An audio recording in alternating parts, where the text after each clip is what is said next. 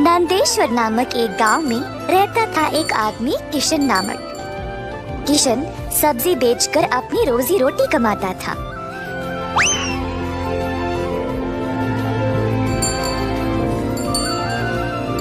किशन अकेला था तो उसी को खेत जाकर किसानों से सब्जी लाना पड़ता था। अपनी मेहनत की कमाई किशन बहुत संभाल कर जमा करता था, परंतु किशन अपनी कमाई से संतुष्ट नहीं था और कुछ अच्छा और बड़ा करना चाहता था। एक दिन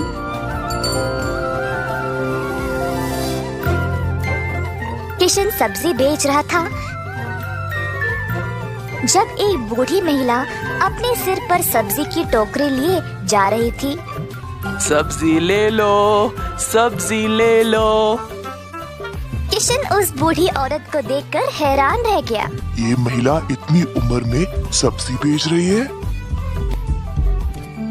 किशन की सब्जी बेचने से पहले ही बूढ़ी महिला ने घर घर जाकर सब बेच दिया। जब तक किशन पहुंचा, किसी को भी और सब्जी की जरूरत नहीं थी। किशन को बुरा लगा तो उसने सोचा कि वह कल के दिन जल्दी आएगा और कुछ न कुछ बेचेगा।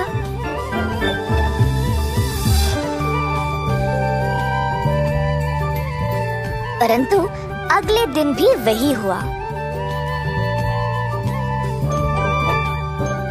कुछ दिन बीत गए और किशन जानना चाहता था कि यह बूढ़ी महिला इतनी जल्दी सब्जी कैसे बेच रही थी, तो वह उसका पीछा करने लगा। बूढ़ी महिला को पता चल गया और फिर उसने मुड़कर किशन से पूछा, बेटा क्या जानना चाहते हो? आओ पूछो मुझे। मुझे माफ करिएगा, पर मैं हैरान हूँ ये देखकर कि आप सब्जी हर रोज इतना जल्दी जल्दी कैसे बेच रही है। कुछ दिनों से मैं कुछ भी नहीं बेच पाया और मुझे पता नहीं मैं क्या करूँ। मैं तो कई सालों से सब्जी बेच रही हूँ बेटा, और मैं इस काम से कभी नहीं थकती हूँ। तो बेटा तुम रोज क्या करते हो?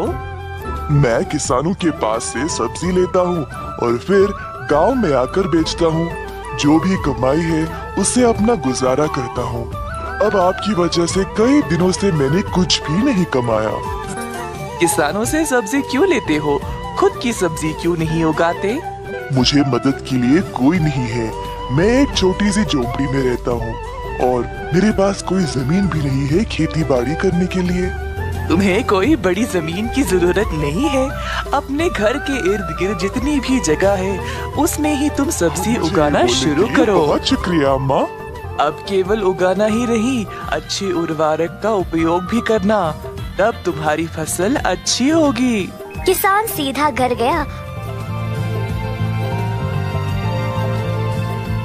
और अपने घर के चारों ओर बीज बोने लगा।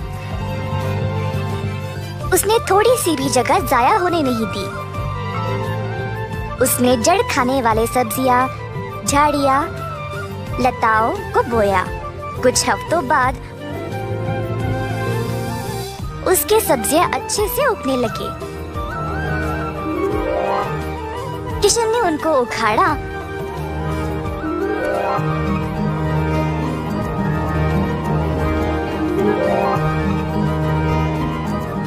और गांव गया बेचने के लिए।